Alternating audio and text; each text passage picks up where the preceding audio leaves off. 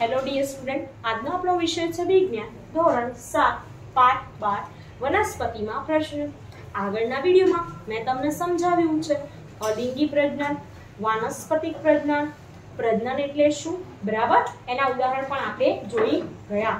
આજે આપણે વિડિયોની શરૂઆત કરતા પહેલા પાઠ્યપુસ્તક તમારે સાથે રાખવાનું છે, જે હંમેશા સૂચના આપું છું.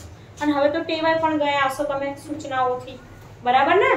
નોટબુક પણ સાથે રાખવાની છે. તો ચાલો જોઈએ લિંગી પ્રજનન એટલે શું.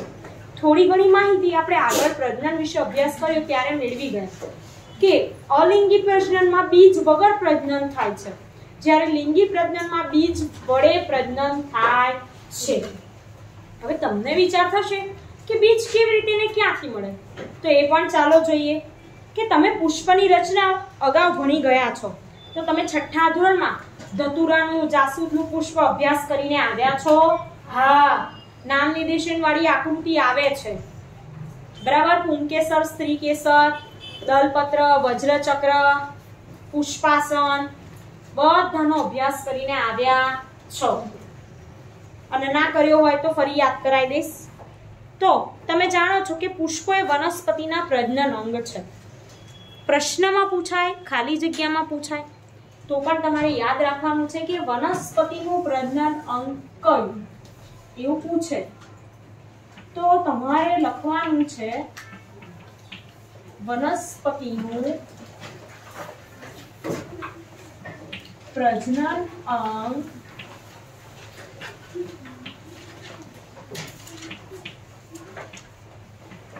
પુષ્પ છે, બરાબર? પુષ્પ એટલે ફૂલ.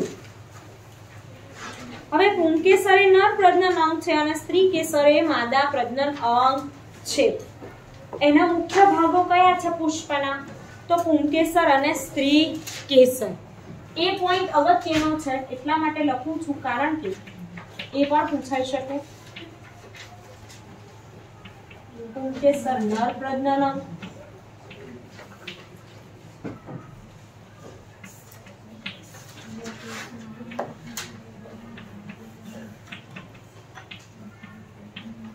સ્ત્રી કેસર એ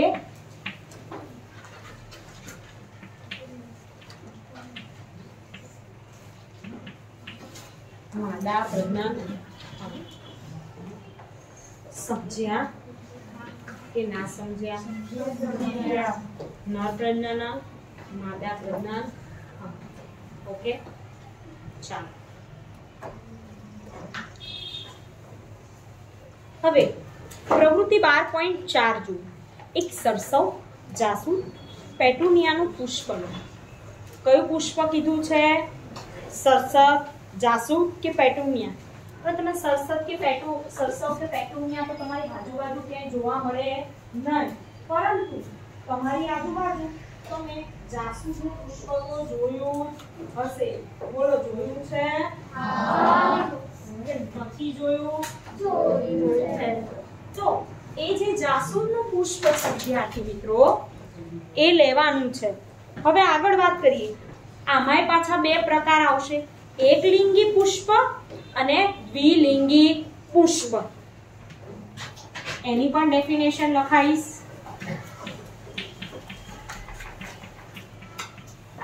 એકલિંગી પુષ્પો. હવે તમને વિચાર આવશે કે એકલિંગી પુષ્પ અને દ્વિલિંગી પુષ્પમાં શું ફરક છે? તો તમે શબ્દ પકડો તો તમને ખબર પડે. જે પુષ્પમાં માત્ર સ્ત્રી કેસર હોય, કાં તો પુંકેસર જ હોય, બંને ના હોય, કાં તો સ્ત્રી કેસર હોય કાં તો પુંકેસર હોય, તો એવા પુષ્પને કહેવાય એકલિંગી પુષ્પો. જે પુષ્પમાં પુંકેસર અને સ્ત્રી કેસર બંને હોય એવા પુષ્પને દ્વિલિંગી પુષ્પ કહેવાય છે. લખો, વ્યાખ્યા લખાવો.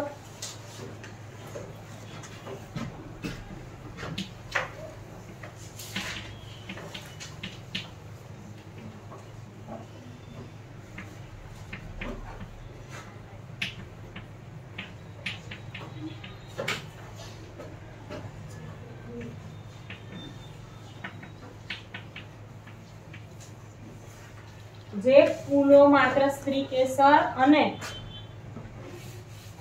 સ્ત્રી કેસર અથવા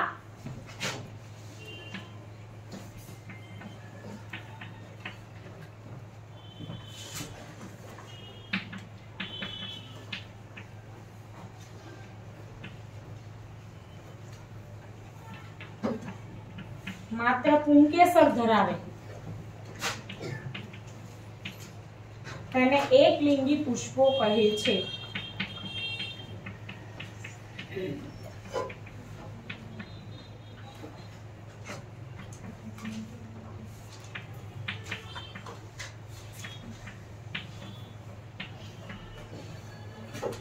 હવે આગળ વાત દ્વિલિંગી પુષ્પો બરાબર। તો જે ફૂલો પુંકેસર ને સ્ત્રીકેસર બંને ધરાવે છે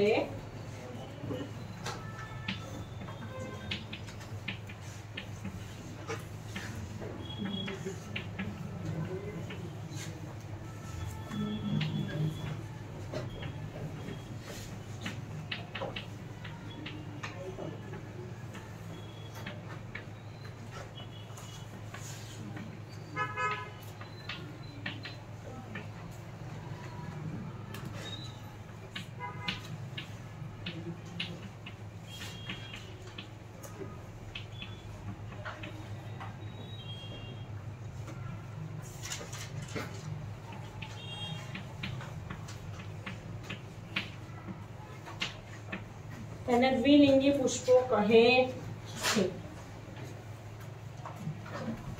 ઓકે, હવે જો ઉદાહરણ મકાઈ, પપૈયા, કાકડી એકલિંગી પુષ્પો છે। એકલિંગી પુષ્પોના ઉદાહરણ તમારે નોટબુકમાં લખવાના છે। મકાઈ,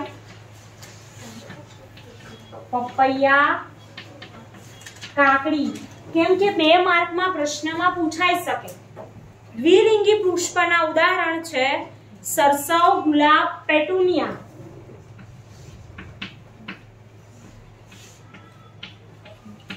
સરસવ, ગુલાબ,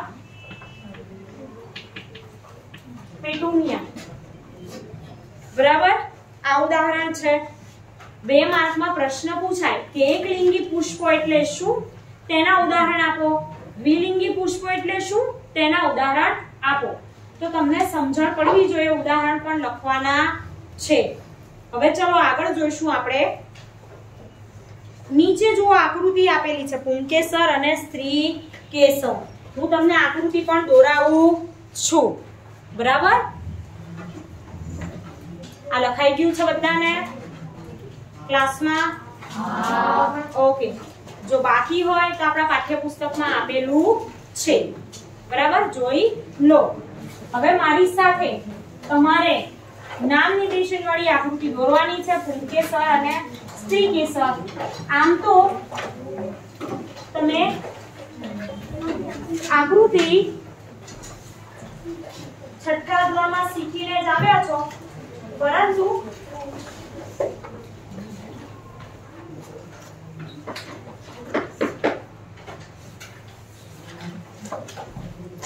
ફરીથી આપણે જોઈ લઈશું, યાદ કરી લઈશું। પહેલા દોરીશું પુંકેસર, પછી દોરીશું સ્ત્રીકેસર।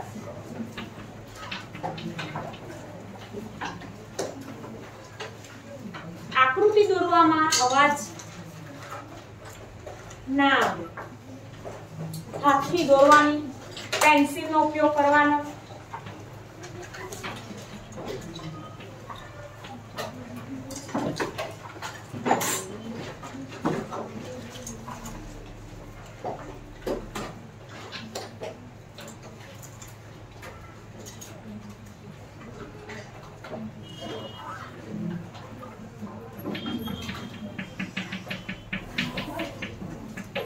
કોઈને પણ કઈ પ્રશ્ન હોય વિદ્યાર્થી મિત્રો વર્ગમાં બેઠેલા તો મને પૂછે, અંદર કોઈ ડિસ્કશન કરે નહીં।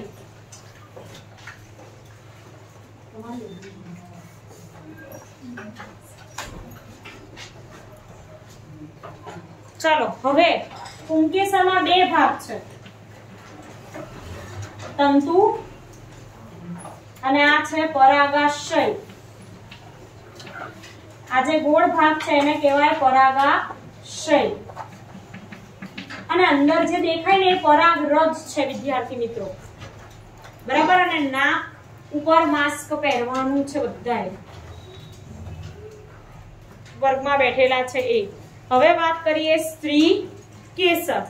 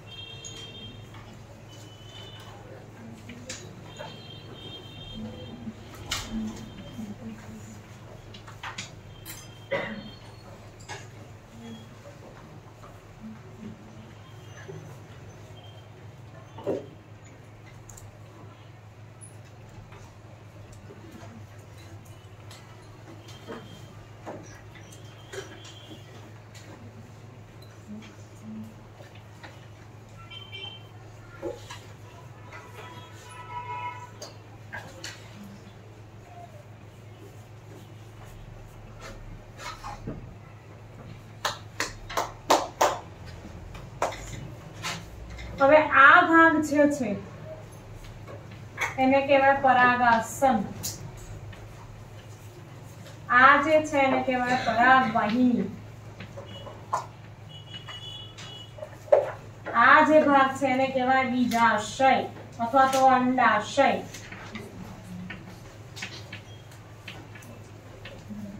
બરાબર।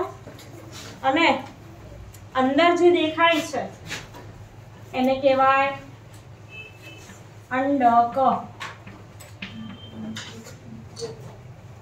બહુવચનમાં લખીશું અંડકો, ઘણા બધા છે એટલે। તો આ પુંકેસર અને આ સ્ત્રી કેસર।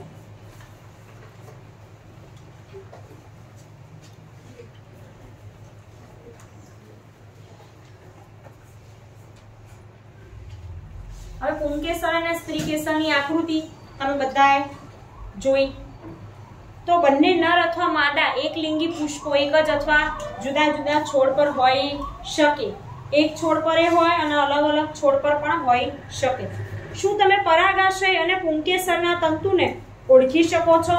તો હા, આ તંતુ છે અને આ છે પરાગાશય।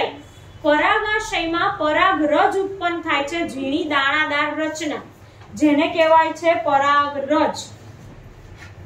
અને જે પરાગરજ છે એને શું કહેવાય? નરજન્યુ।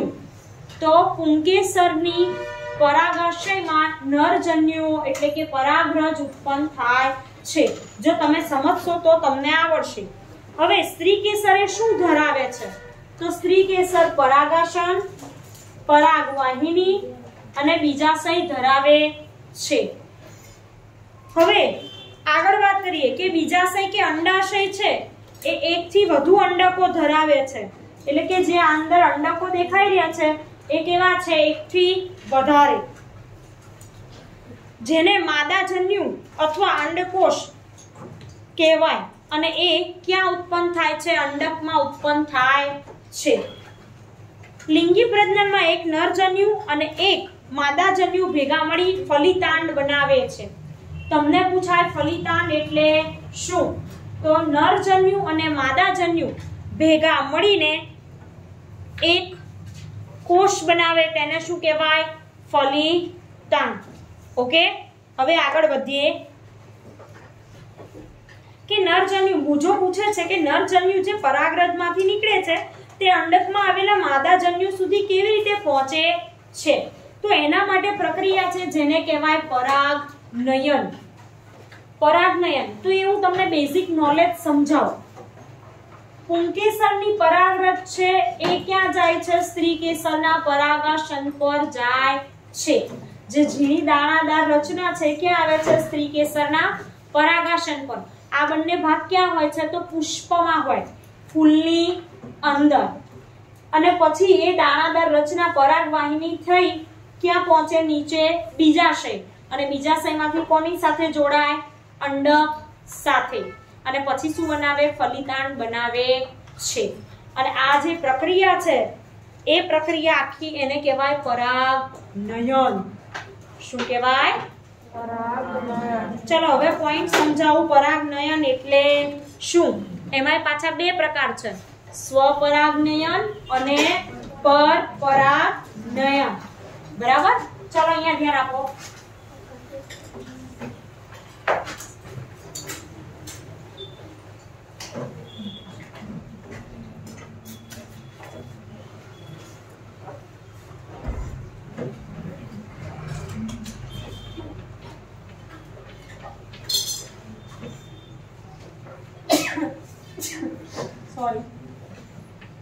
પરાગનયન તો સામાન્ય રીતે પરાગરજ સખત રક્ષણાત્મક કવચ ધરાવે અને જે તેને સુકાઈ જતા અટકાવે છે.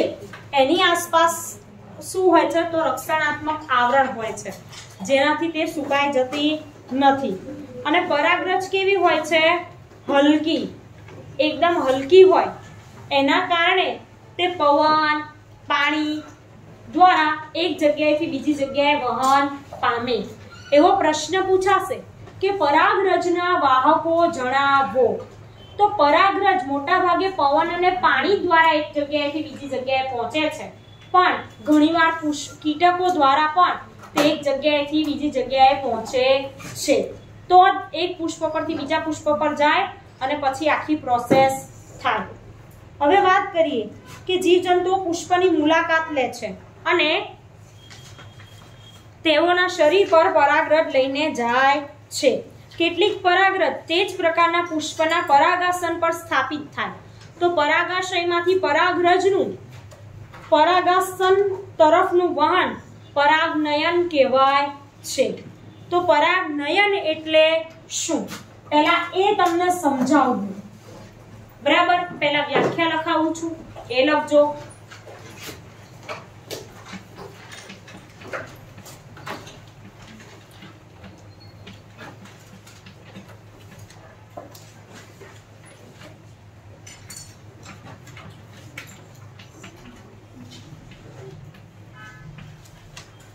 પુંકેસરની પરાગરજનું સ્ત્રીકેસરના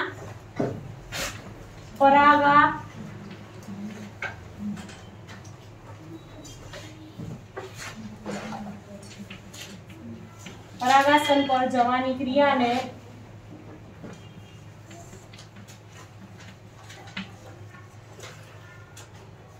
પરાગનયન કહીએ છે.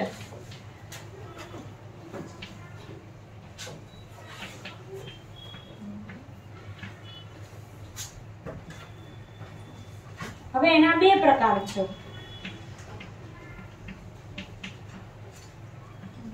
એક સ્વપરાગનયન,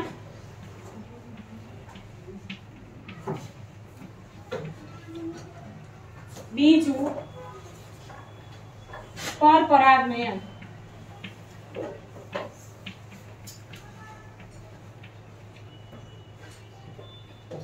હવે તો જો તે જ પુષ્પ પર પરાગરજ પરાગાસન પર સ્થાપિત થાય તો તે સ્વપરાગનયન. એટલે કે એક જ પુષ્પ હોય,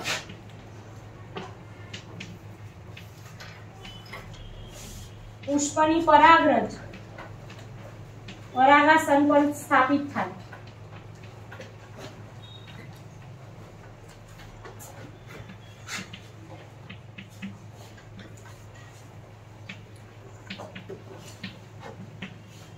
તેને સ્વપરાગનયન કહે છે. તફાવત પૂછાય, વ્યાખ્યા પૂછાય, 1 માર્કમાં પૂછાય તો પણ આવડવું જોઈએ.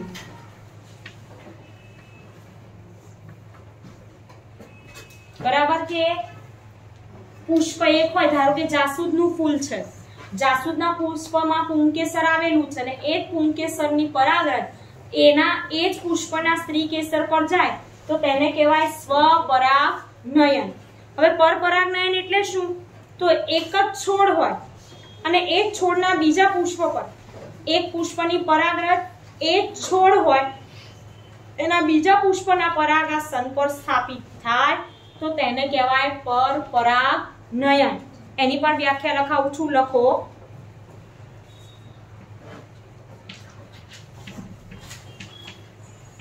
પાઠ્યપુસ્તકમાં આપેલી છે. એક જ પુષ્પની પરાગરજ તે જ છોડના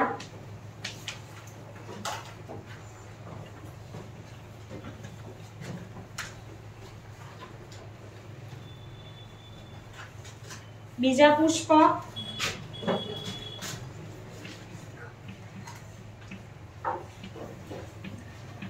અથવા તેના જેવા અન્ય છોડના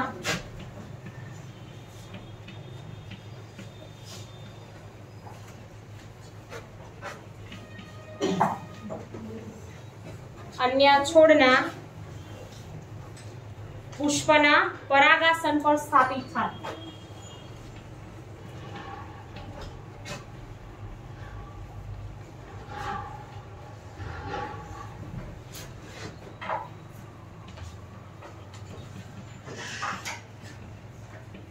તેને પરપરાગનયન કહે છે.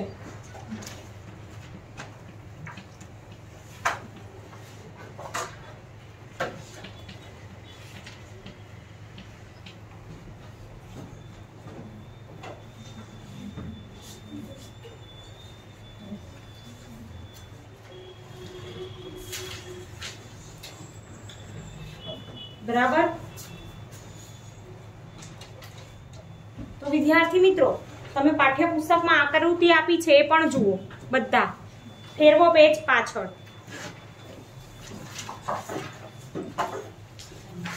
એમાં 12.10 આકૃતિ છે, જુઓ. પુષ્પમાં પરાગનયન તો તમને પુંકેસરની પરાગરજ એ પરાગાસન પર સ્થાપિત થતી જોવા મળે છે સ્વપરાગનયનમાં.